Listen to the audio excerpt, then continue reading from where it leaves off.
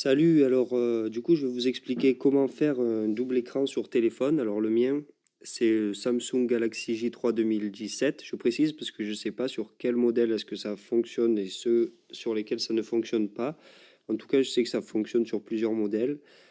C'est quelque chose, ce double écran il est moins pratique forcément que sur ordinateur parce que du coup c'est vraiment petit, c'est pas spécialement pratique à utiliser, mais ça peut toujours servir. Moi, je vais prendre l'exemple d'une utilisation du calendrier, par exemple, en même temps que celle de Snapchat, pour montrer, par exemple, qu'on peut, sans aller fermer une fenêtre, retourner sur l'autre, pour, par exemple, s'organiser, pour prendre un rendez-vous, pour s'organiser, pour se voir, pour, enfin voilà, tout ce que vous voulez.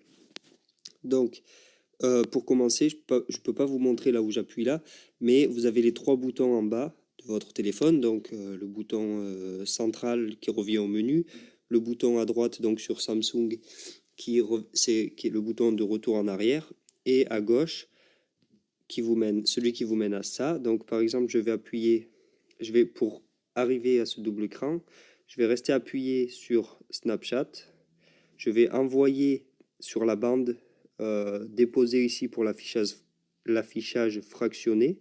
Donc il ne faut pas juste appuyer, parce que si juste on appuie, on va rentrer dans l'application. Donc on reste appuyé, on l'envoie en haut. Voilà, et là du coup on a déjà une partie du double écran qui est en haut. Et puis pour le deuxième écran qu'on choisit, ben, on va choisir dans les autres applications. Donc voilà, là j'ai mon double écran. Donc on a au milieu, si on appuie au milieu, on peut soit changer avec le flèche et les flèches en rond. Donc changer, choisir si on met Snap en haut ou le calendrier en haut. Voilà.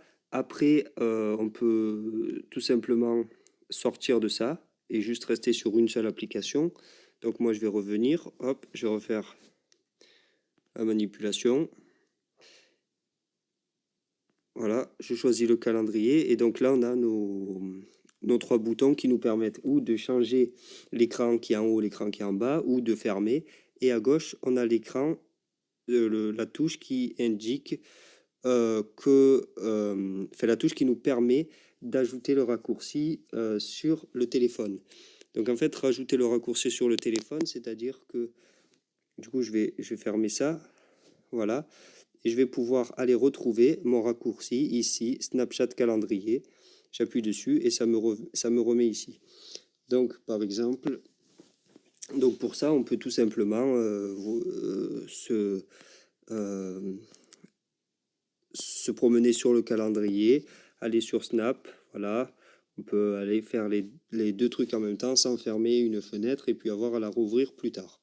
Voilà, donc moi, je viens de découvrir ça, je n'ai pas spécialement eu l'utilité, mais ça peut toujours servir. Allez, ciao!